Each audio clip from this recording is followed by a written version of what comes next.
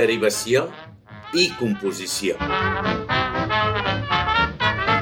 Les paraules d'una mateixa família tenen un element comú que anomenem arrel o lexema. D'aquesta manera obtenim paraules noves afegint morfemes o afixos a l'arrel. Aquest procediment s'anomena derivació i els mots que en resulten són mots derivats.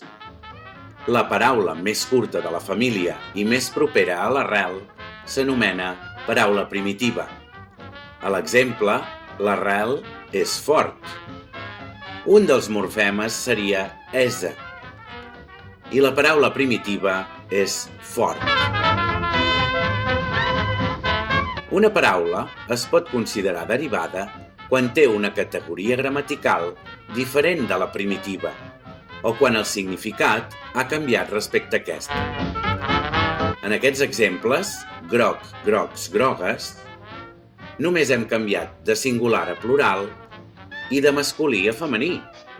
En canvi, en el segon exemple, groc, esgrogueir o groguet, hem canviat de nom a verb o a un nom diferent, per tant, una nova paraula. Mitjançant prefixos que adjuntem a l'arrel del mot, generalment sense canviar-ne la categoria gramatical i atorgant-li un significat diferent. D'heroi podem fer antiheroi, o de carregar podem fer descarregar.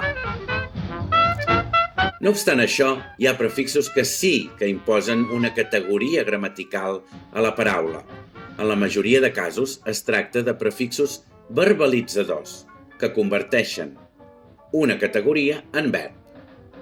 Veieu els exemples. Els sufixos es poden situar darrere l'arrel i aporten un nou significat al mot, o també canvien la categoria gramatical. Aquí en teniu alguns exemples.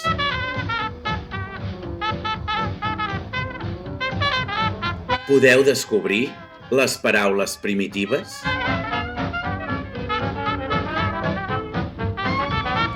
Els infixos són el tipus de fixos que se situen entre l'arrel i el sufix. En general no tenen cap valor semàntic, però també els necessitem per derivar. De totes maneres, no van mai sols. Els sufixos són imprescindibles. En els exemples, peixater, l'infix és at, però peixat tot sol no significa res. Per tant, hem de fer peixater.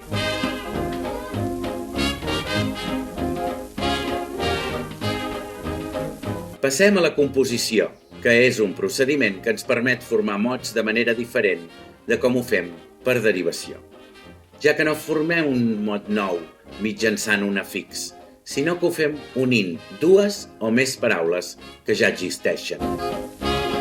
Amb la composició podem obtenir mots de diferents categories gramaticals, substantius, adjectius, etc. Fixeu-vos en els exemples.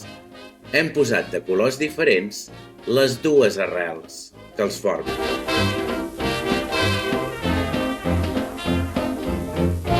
Una arrel més una altra arrel formen una paraula composta. Com passa als exemples anteriors, trobem compostos sense guionet, amb guionet o s'escriuen separats. Aquí teniu alguna pista, però com sempre, heu de fer servir la memòria visual. En els números, es posa guionet entre desena i unitat i entre unitat i centena. Quan parlem de punts cardinals, també afegim guionet.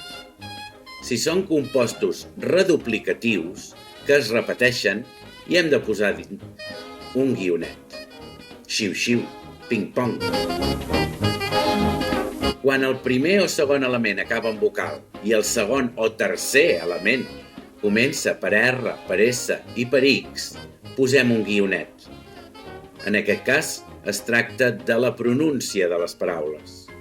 Recordeu aquestes tres lletres, R, S o X.